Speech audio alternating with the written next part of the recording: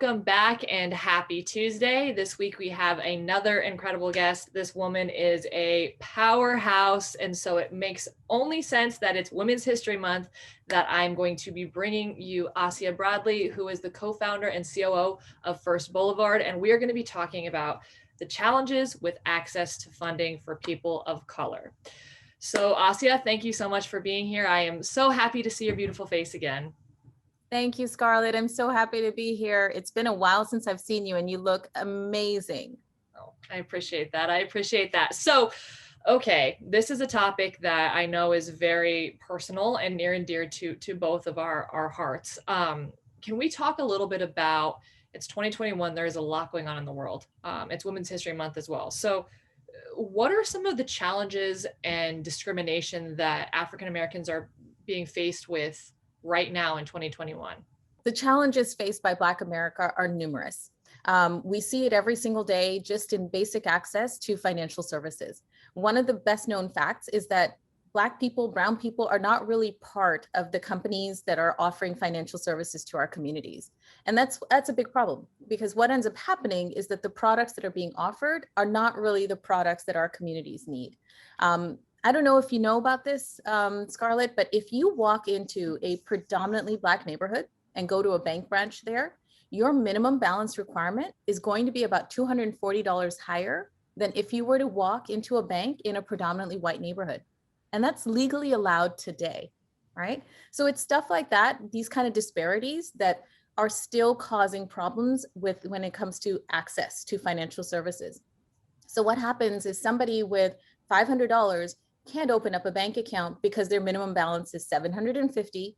And so they end up having to go to some sort of payday lender. They end up having to go to a check casher. They end up having to get these prepaid cards in order to actually use their money. And you end up spending about 1/5 of your money just to access, your minimum wage sort of salary that you've earned. And then on top of that, you're doing all this, but never actually building up a credit history for yourself or any sort of visibility. And so when you do need to go out and get some sort of a car loan or trying to buy a house and get a mortgage, the industry can't see you. And so you get rejected for that reason as well. So there's so many things you can kind of go in a circle. On the other side, you also have Black people that are multimillionaires, right? I'll give you the example of Jimmy Kennedy, who was recently in the news, went to JP Morgan, I think he was in Phoenix or something, tried to open up a private client account. This guy is a multi-millionaire NFL footballer. Mm-hmm. And his account manager at JP Morgan kind of told him in confidence, and it was great. He was recording the call, but or the meeting, and the guy said, "Hey man, like my bosses, my superiors are really scared of you because you're this big Black man walking in, and they're worried to make you a private client because what if you get angry at them one day?" So this view of like Black people as less than, as scary, as something else, this is still pervasive, whether you're poor or you're rich. The access to the financial services is just flat out denied. And that's a problem that we're trying to fix.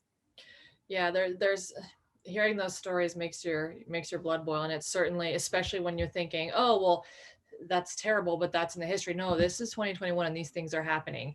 I was actually sitting with a girlfriend of mine who happens to be a woman of color, and we were having this conversation, and she talks a lot about banking Black and the fact that even there, a lot of people in that community aren't aware of what that means. And so I think that's kind of a nice segue into the second thing, which is what you're doing now to try to solve this, right? So tell us very briefly who First Boulevard is and why now is the time for something like this. Neobanks have been around for a while.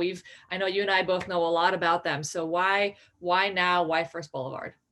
For sure. Yeah, so First Boulevard is an unapologetically Black neobank. So we are not hiding it. We're not pretending. We're also not hiding behind the terms like people of color or minorities. It is for Black America.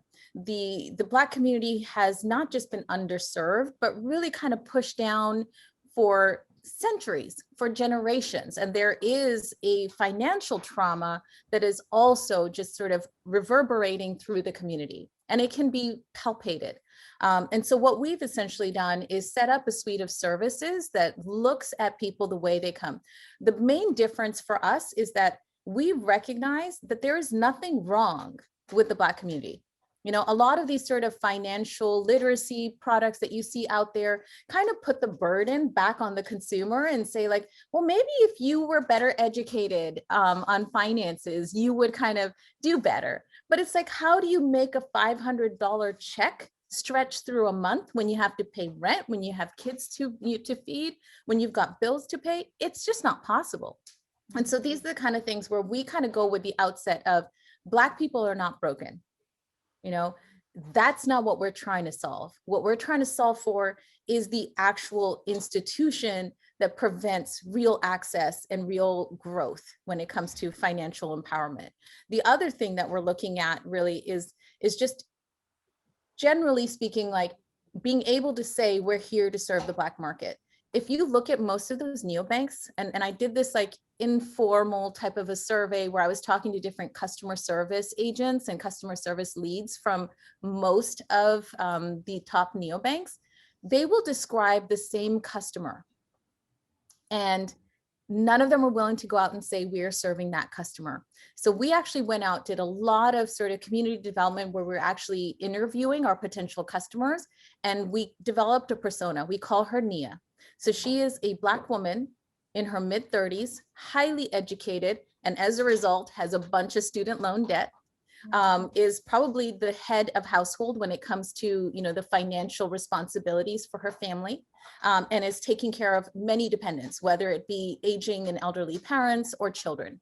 And so there's a lot, once you understand who your customer is, that you can then go and do for them.